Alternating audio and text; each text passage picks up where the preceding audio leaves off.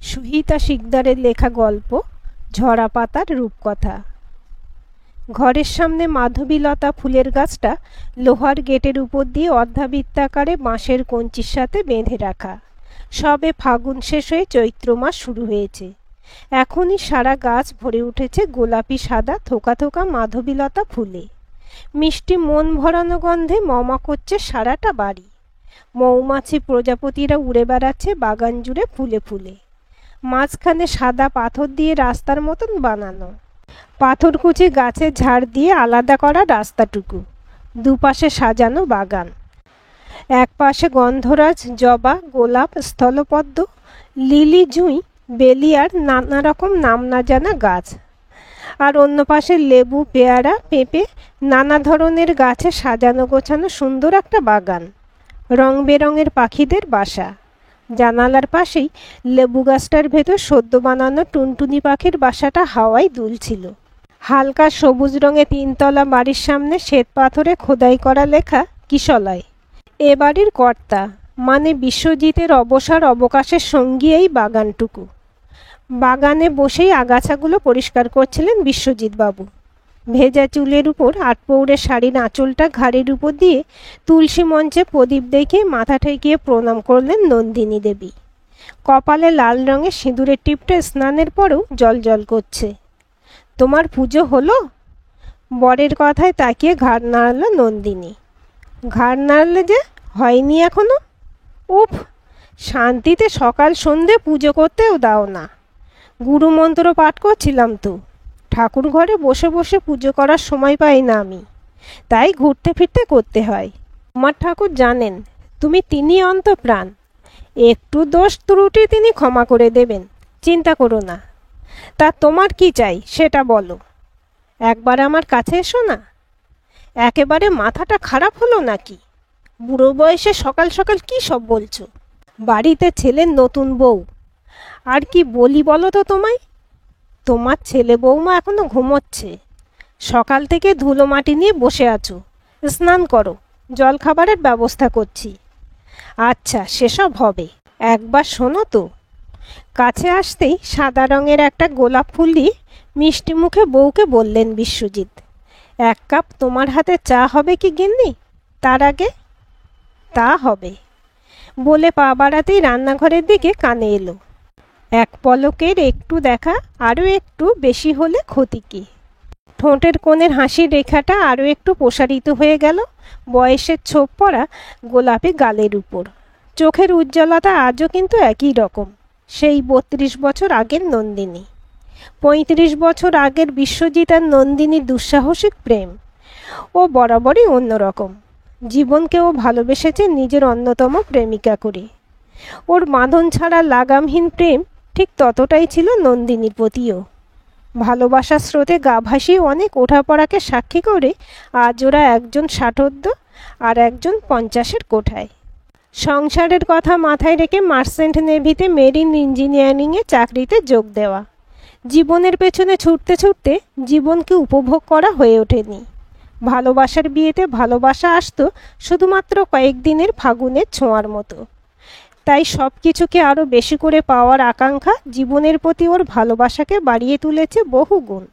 জীবনের শেষ পর্যায়ে এসে ওর খামখেয়ালি উদ্দামতা দেখে যখনই নন্দিনী ওকে বলে, এবার থামো, বয়স তো হলো, ততবারই কথা কেটে ও বলে, এ মেরি জহর জবি তুঝে মালুম নেহি, আবি তক তু হ্যায় হাসি আর ম্যায় জবান। তাই এই ছেলে মানুষ বুড়োটাকে বড় করার আশা কবেই ছেড়ে দিয়েছে নন্দিনী। অজস্র ওঠাপড়াকে সঙ্গী করে পেরিয়ে গেছে এতগুলো বছর। সংসারে একজন সামলেছে বাইরের দিকটা, আর একজন সামলেছে ভেতরটা। নন্দিনী নিজেকে আষ্টে পৃষ্ঠে বেঁধেছে সংসারের মায়াজালে, কিন্তু বাঁধা পড়েনি বিশ্বজিৎ। সন্তানদের মানুষ করতে আর সব দিক দেখতে দেখতে ও নিজের উপর চাপিয়েছে বয়সের থেকেও বেশি বোঝা। বিশ্বজিতের তাতেই যেন ঘোর আপত্তি। এক ছেলে আর এক মেয়ে, ছেলে নীলাঞ্জন আর বৌমা এশা, ওদের সাথেই থাকে। সদ্য বিয়ে হয়েছে দুজনের। মেয়ে নেহাও বিয়ে করেছে নিজেরই এক সহকর্মীকে। এত উদারচিত্ত বাবা, তাই সন্তানদের প্রেমের বিয়েতে আপত্তির প্রশ্নই ওঠে না। যদিও মাতৃতুল্য সহজাত প্রবৃত্তি থেকে নন্দিনী যে খুঁতখুত করেনি তা নয়, তবে তার কোনো উপায় ছিল না না মেনে নিয়ে। বিশ্বজিৎ বিপুল অর্থ উপার্জন করেছে দুহাতে, ঘুরে দেখেছে প্রায় পৃথিবীর অধিকাংশ দেশ, কিন্তু নিজের সংসারই নিজের পুরনো প্রেমিকাকে ভালোবেসে স্বাদ মেটেনি ওর। স্বাদ মেটেনি জীবনটুকুকে চেটেপুটে উপভোগ করার। অন্যদিকে সন্তান প্রতিপালনের জন্য নিজের স্কুলের চাকরিটাও ছেড়ে দিয়েছিল নন্দিনী বহুকাল আগে। ঘোরতর সংসারী মানুষ, আর ওদের দুজনের অমিলটাই ওদেরকে নতুন করে রেখেছে দুজন দুজনের কাছে। রবিবার আজ, সারা সপ্তাহে শনি রবিবারটুকুই অবসর নীলাঞ্জন আর এশার। রান্নাঘরে নিজের কাজে ব্যস্ত ছিল নন্দিনী। পায়ের আওয়াজে চমকে তাকাতেই দেখে বিশ্বজিৎ দাঁড়িয়ে আছে। এক মুখ হাসি নিয়ে বলে, যা গন্ধ আসছে, আর বাইরে থাকতে পারছিলাম না। হয়ে এসেছে, দেখো নীলু আর এশার হলো কি না। চিকেনেও কোনো আপত্তি নেই, কিন্তু বলেছিলাম মটন হলে ভালো হতো, তুমি বললে চিকেন। আচ্ছা, ওরা তো সব শনি রবিবার থাকে না, জানো তো এসব মাটন খায় না। জো হুকুম গিন্নি। বাইরে গিয়ে ডাক দিল বিশ্বজিৎ, আরে তোরা নেমে আয়, lunch is yet to serve. এশাকেও এ বাড়িতে এসে কোনো বাধা নিষেধ মানতে হয়নি কোনো দিন। ও পুরোপুরি স্বাধীন স্বাচ্ছন্দ্য। তবে এ নিয়ে আত্মীয় স্বজনের অনেক কথা শুনতে হয়েছে নন্দিনীকে। কী রকম শাশুড়ি বৌমাকে মাথায় তুলেছে। যতই হোক একটু কড়া হওয়া দরকার। বাড়ির বউয়ের এত স্বাধীনতা ভালো দেখায় না, ইত্যাদি ইত্যাদি। তবে তাতে কোনো রকম ফের ঘটেনি এ সংসারের। খাবারের টেবিলে বসে নীলাঞ্জন বলল, আচ্ছা চিকেন তুমি পারো মা? এটা অবভিয়াসলি এশার জন্য। ও, তাতে বুঝি তোমার হিংসে হচ্ছে? আরে বাবা, তোর জন্য আর বাবার জন্য পরের সপ্তাহে মাটন করব। পরের সপ্তাহে আমায় বাইরে যেতে হবে অফিসের কাজে, ওদের করে দিও। নাও খেতে বসো এবার। সবার বাটিতে সার্ভ করে নিজেরটা নিয়ে এসে বসে নন্দিনী। বউয়ের বাটির দিকে চোখ যেতেই বিশ্বজিৎ বলল, কি ব্যাপার, তুমি মাংস নিলে না? নিলাম তো, ওতেই হবে। না, হবে না বলে নিজের থেকে একটা লেগ পিস তুলে দিল নন্দিনীর বাটিতে। আরে কি করছো? কিছু করছি না, চুপচাপ খাও। আমি জানি তুমি লেগ পিস ছাড়া অন্য কিছু খাও না। কিছু না বললেও ফর্সা গালে লাল আভাটুকু চোখ এড়ালো না কারোরই। তার সাথে নীলাঞ্জনের উদ্দেশ্যে এশার ব্যঙ্গাত্মক দৃষ্টিটুকু এড়িয়ে গেল না নন্দিনীর চোখ। আজ বিকেলে আমার কিছু বন্ধু বান্ধবদের বাড়িতে ডেকেছি, তোদের বলা হয়নি। আজ আবার কোনো প্রোগ্রাম নেই তো তোদের? বাড়িতে আছিস তো তোরা? কেন, এনিথিং স্পেশাল? জিজ্ঞাসা করলো এশা। না, আসলে অমল কাকু আর রত্না কাকিমার আজ বিবাহবার্ষিকী। ওর ছেলের বউয়ের তো কিছু এসে যায় না তাতে। ও বেমালুম চেপে গিয়েছিল ব্যাপারটা। কথায় কথায় রতন বলে ফেলল, তাই জানতে পারলাম। বৌদিকে বললাম ওদের অ্যানিভার্সারিটা আমরাই সেলিব্রেট করব আমাদের বাড়িতে। এশা, তোমাদের মা তো এসব কিছুই জানে না, তাও বাড়িতে একটা অনুষ্ঠান। তুমি কোন বিউটি পার্লারে যাও, একটু নিয়ে যেও তো মাকে আজকে, একটু ঠিকঠাক হয়ে আসবে। আসলে তোমাদের প্ল্যানিংয়ের কথা আমরা তো জানতাম না। এমনিতেও এশার মাসতুতো ভাই পিকলুর আজ সেকেন্ড অ্যানিভার্সারি, আমাদের সবাইকে ইনভাইট করেছিল। আমরাই বললাম তোমরা কি করবে ওখানে গিয়ে? ওখানে সবাই কম বয়সী, বোর হবে, ভালো লাগবে না, তাই আমরাই যাব। নীলাঞ্জনের কথাই মুচকি হাসে বিশ্বজিৎ। আমাদের তো বেরোতে হবে বাবা, আমি পার্লারের ঠিকানা আর ফোন নম্বরটাও দিয়ে যাচ্ছি, মা ড্রাইভারকে নিয়ে চলে গেলেই হবে। হ্যাঁ, ভালোই করেছিস, তোরা এনজয় করছিস ওখানে, আমরা বুড়ো বুড়িরা না হয় এখানেই মজা করব। শুধু মুখে থাকা গ্রাসটা গলার নিচে নামাতে পারে না নন্দিনী। ঘরে গিয়ে ল্যাপটপ নিয়ে বসে নীলাঞ্জন। এশা চুলটা সেটিং করার জন্য সিরামটা লাগাতে লাগাতে আয়না দিয়ে তাকিয়েই বলে, তোমার বাবা মাকে দেখে শেখা উচিত তোমার। কি শেখা উচিত? এই প্রেম কি করে করতে হয়। এই বয়সে ওদের প্রেম দেখলে কিন্তু আমাদের বয়সী ছেলে মেয়েদের হিংসে হবে। হ্যাঁ, বাবা বরাবরই মনের দিক থেকে এভার ইউথ, বেশিরভাগ সময়টাই তো বাইরে কাটিয়েছেন, আর বাড়িতে আমাদের সাথে থেকে উঠতে পারেননি সেভাবে। কিছু মনে করো না, আমার একটু বাড়াবাড়ি মনে হয়। আমার বাবা মারও কিন্তু চোখ এড়ায়নি এসব ব্যাপারগুলো। এই বয়সে এতটা আধিক্যের মানায় না। আর বিউটি পার্লারে যেতে হলে তো অন্য কোথাও গেলেই হয়। আমার পরিচিত পার্লারে যেতে হবে তার তো কোনো মানে নেই। লোকের সামনে লজ্জা। তোমার মাও তো যায়। হ্যাঁ যায়, তবে বরাবরই যায়। নতুন করে কিছু শুরু করেনি বুড়ো বয়সে এসে। কিছুদিন পরে আমাদের সন্তান আসবে, তখন তাদের সামনেও কি এসব হতে থাকবে? যে বয়সে যেটা। বড্ড দূরের কথা ভাবছো না তুমি? আর এত এক্সাগ্রেট করে বলার তো প্রয়োজন নেই। এমনিতেও আমাদের হয়তো আয়ারল্যান্ড যেতে হবে। তুমিও জব সার্চ করা শুরু করো। কোনো কনফার্মেশন পেয়েছো নাকি? হ্যাঁ, কথা অনেক দূর এগিয়েছে, তবে জানিয়ে দেবে কনফার্ম হলেই। বাবা মাকে এখনই জানাবার দরকার নেই, সময় হলে আমি নিজেই জানিয়ে দেব। আগে থেকে না বললে পরে অশান্তি না হয়। দেখে নিও, তোমার যা খুশি। এতে অশান্তির তো কিছু নেই। ওরা ওদের জীবন কাটিয়েছে নিজেদের মতো করে। আমাদের আটকাবার তো কোনো প্রশ্নই ওঠে না। হ্যাঁ, না হলেই ভালো। সেদিন বাড়িতে রাতের অনুষ্ঠানের জন্য সব ব্যবস্থা করে আয়নার সামনে গিয়ে বসে নন্দিনী। নিজেকে দেখতে দেখতে মনে পড়ে যায় হারিয়ে যাওয়া পুরনো দিনগুলোর কথা। সেই আগের নন্দিনী। কতদিন কাজল পরে না। এখন আর বয়সও নেই অবশ্য। অথচ আগে যে কটা দিন বা যে 1-2 মাসের জন্য বাড়ি ফিরে আসতো বিশ্বজিৎ, একদিনও যদি চোখে কাজল লাগাতে ভুলে যেত, ঠিক চোখে পড়তো বিশ্বজিতের। জীবনের পেছনে ছুটতে ছুটতে হারিয়ে গেছে কত কিছু। সময় পেরিয়ে গেছে স্রোতের মতো। কত বিনিদ্র রাত কেটেছে একলা নিঃসঙ্গ বিছানায়। তখন একটা ফোন, আর পরে একটা মেল। এই যেন ওর মাসের পর মাস বেঁচে থাকা ন্যূনতম রসদ। কাজল লাগালে না তো? বিশ্বজিতের আওয়াজে সম্বিত ফিরল নন্দিনীর। কি যে বলো, এই বয়সে কাজল পরে নাকি? লোকে হাসবে না? ওসব বয়সের হিসেব থাক তোমার নিজের খাতায়। লোকের কথা কে ভাবে? যে কটা দিন কাটিয়েছি আমরা একসাথে, আমার কাছে তার যোগফলই হলো শুধু আমাদের ভালোবাসার বয়স। কিন্তু সময় তো নিজের খাতায় হিসেব রেখেছে, সবটুকু কড়াই গণ্ডায়। বাঁচো নন্দিনী, জীবনকে বলো বাঁচবো জোর গলায়। জীবনেরও বাঁচার ইচ্ছে হবে নতুন করে। বেশ কিছু পুরনো বন্ধুবান্ধব এখনও ওতপ্রোতভাবে জড়িয়ে রয়েছে বিশ্বজিৎ আর নন্দিনীর সাথে। অমল স্ত্রী রত্না, রতন অঞ্জলি বৌদি, প্রবীর ওর স্ত্রী কানন। কয়েকজন মিলে ভালোভাবেই সময় কাটায় ওরা। কিন্তু কেউ ভালো নেই আসলে। প্রবীর আর কানন বৌদি নিঃসন্তান। রতন আর অঞ্জলি বৌদির 2 মেয়ে, দুজনেই বিবাহিত, একজন এক প্রান্তে। আর অমল আর রত্না বৌদির 1 ছেলে। ভেবেছিল ছেলে বৌমা নাতি নাতনি নিয়ে সুখে ঘর ভরে উঠবে, কিন্তু অপমান আর অবহেলা ছাড়া কিছুই জোটেনি কপালে।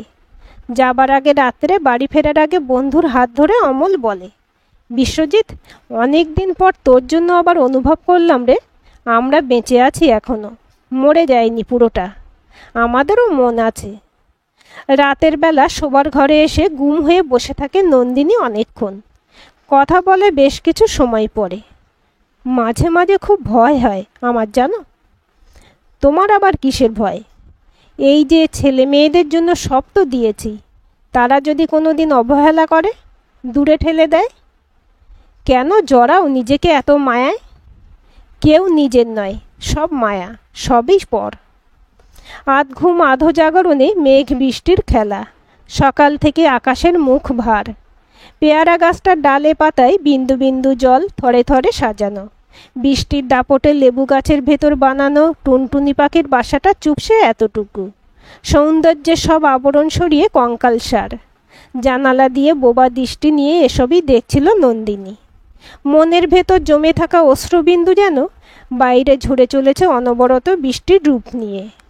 ভোর রাতে চলে গেছে নীলাঞ্জন আর এশা নিজেদের নতুন গন্তব্য আয়ারল্যান্ডের উদ্দেশ্যে। যে সংসার আর সন্তানদের অবলম্বন করে আবর্তিত হয়েছে নন্দিনীর জীবন, সেই বাবা মার হাত থেকে নিস্তার পেতে এত ছলনার অবলম্বন। যদিও বা চেষ্টা করেছিল নন্দিনী আটকাতে, তবে পুত্রবধূ ইঙ্গিতে বুঝিয়েছিল ওদের জীবন ধারণের হাবভাব এই বয়সেও জীবনকে ভালোবাসার ইচ্ছে ওদের জন্য লজ্জাজনক। ওরা এখন বড্ড বেশি বেমানান, অপ্রয়োজনীয়। আর কোনো কথা বলতে পারেনি নন্দিনী। যাদের আঙুল ধরে হাঁটতে শেখানো জীবনের চড়াই উতরায়ে, তারাই আজ যদি বাঁচতে বারণ করে, কী বা বলার থাকে। সত্যি নিজেকে বড্ড বেশি অপ্রয়োজনীয় মনে হচ্ছিল। লজ্জায় মাথা নিচু হয়ে গিয়েছিল এশার কথা শুনে। মনে হচ্ছিল সত্যিই তো, কি প্রয়োজন এখন আর এসবের। ছি ছি, সত্যি লজ্জার। খাবে চলো নন্দিনী? আমার খিদে নেই।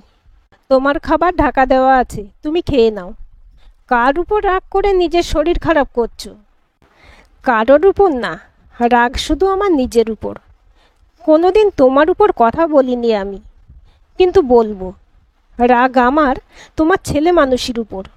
কেন বোঝো না? তোমার বয়স হয়েছে, আমাদের আর ভালোবাসার বয়স নেই। বারবার বলেছি লোভ দেখিও না আমায় যাবার সময়।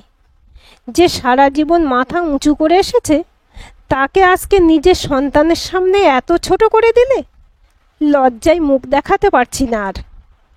যাও, তাই যাও, আমারই সব ভুল। আর কোনো কথা বলেনি বিশ্বজিৎ।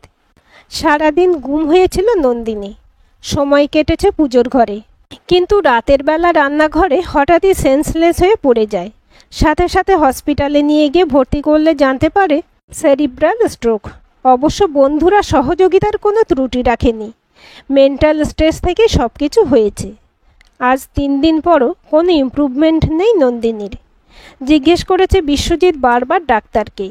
আসলে ওর হয়তো ভালো হবার ইচ্ছেটাই চলে গেছে।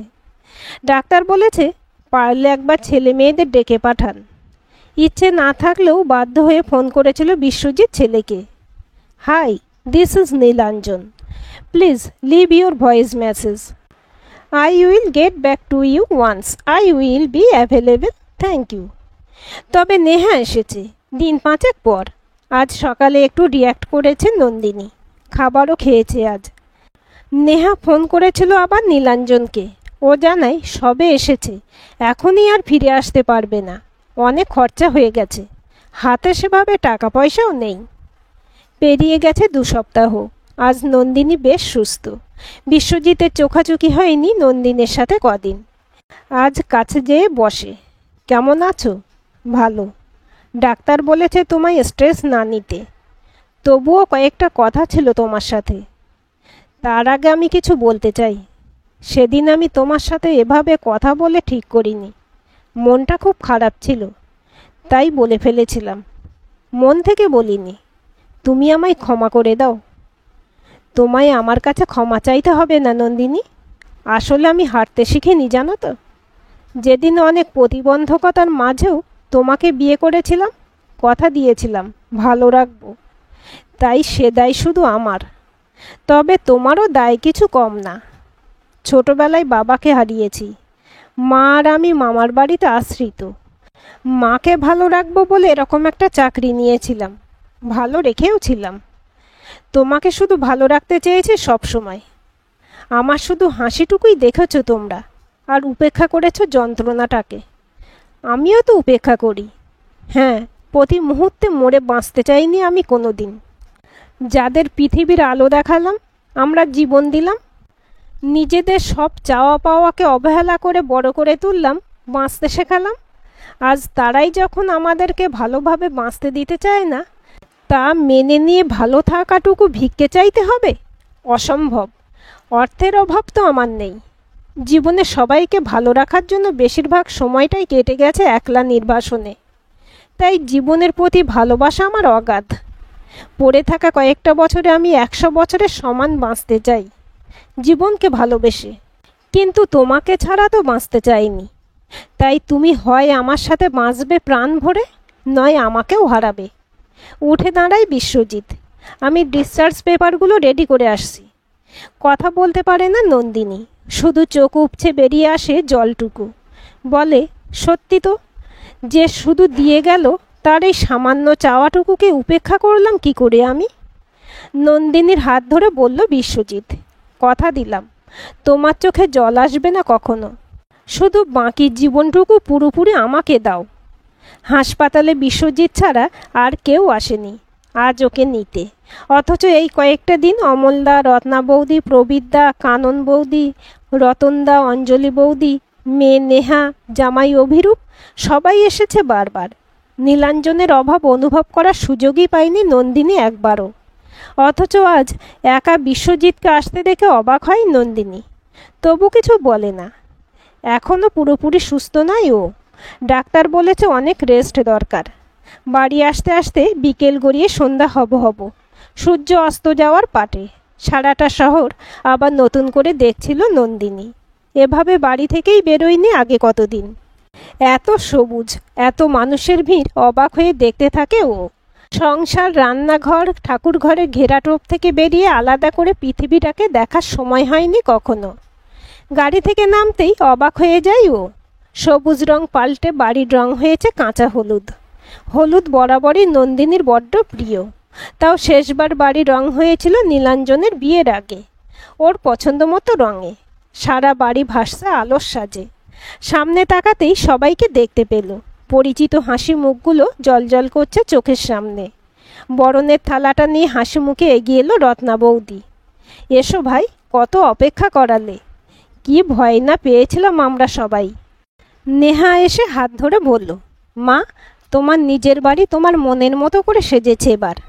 হাত বাড়িয়ে নন্দিনীর হাতটা ধরে বিশ্বজিৎ। চোখ যায় শ্বেত পাথরের ফলকে লেখা নামটা বদলে কিশলয় থেকে হয়ে উঠেছে ঝরা পাতার রূপকথা। আজ থেকে শুধু তুমি আর আমি না, অমলদা, রত্না বৌদি, প্রবীরদা, কানন বৌদি, রতনদা, অঞ্জলি, এখানে আমরা সবাই থাকবো একসাথে। এ আমাদের সবার বাড়ি। আর কারোর কাছে বুড়ো বয়সে যাতে মাথা নিচু করতে না হয় আমাদের এই কজনকে। তবে তুমি পাশে থাকলে এর থেকে আরও অনেক বেশি কিছু করার ইচ্ছে আছে। কাছে এসে নন্দিনীর গলা জড়িয়ে ধরে নেহা বলে, আমরাও ঠিক করেছি তাড়াতাড়ি কলকাতায় চলে আসব। একটা ফ্ল্যাটও দেখে নিয়েছি সামনের পাড়াতেই। নন্দিনী অবাক হয়ে তাকিয়ে থাকে বিশ্বজিতের দিকে। কাউকে বঞ্চিত করিনি আমি। তোমার ছেলে মেয়েদের প্রাপ্য সম্পত্তি ভাগাভাগি করে দিয়েছি। আমি বাড়ির ভাগের যা টাকা হয় তা পাঠিয়ে দিয়েছি তোমার ছেলেকেও। এ বাড়ি শুধু তোমার না, এ বাড়ি আমাদের সবার। আমাদের নতুন করে বেঁচে ওঠার, ভালোবাসার, শান্তির ঠিকানা। কথাগুলো ভেজা গলায় হেসে বলে নন্দিনী। আজ আমাদের বিয়ের দিন নয়, তবু আজ সব কিছু নতুন করে শুরু করব আমরা। হালকা গোলাপি রঙের বিয়ের বেনারসি, সোনার গয়না, রজনীগন্ধার মালা আর চোখের কাজলে নন্দিনী সেজেছে নববধূর সাজে। সামনে দাঁড়িয়ে বিশ্বজিতের হাত ধরে নন্দিনী বলে, তোমার মতো স্বামী পেলে আমি রাজি জীবনটাকে শুরু করতে সেই শুরু থেকে, আবার নতুন করে। সময়কে হারিয়ে এ যেন সেই ৩৫ বছর আগের বিশ্বজিৎ আর নন্দিনীর জীবনে নতুন অধ্যায়ের সূচনা। সত্যি এ যেন ঝরা পাতার রূপকথা। আজকের গল্পটি কেমন লাগলো কমেন্ট করে জানাবেন। ভালো লাগলে লাইক, হাইপ, শেয়ার করবেন। আর চ্যানেলটি সাবস্ক্রাইব করে বেল আইকনটি ক্লিক করে রাখতে ভুলবেন না।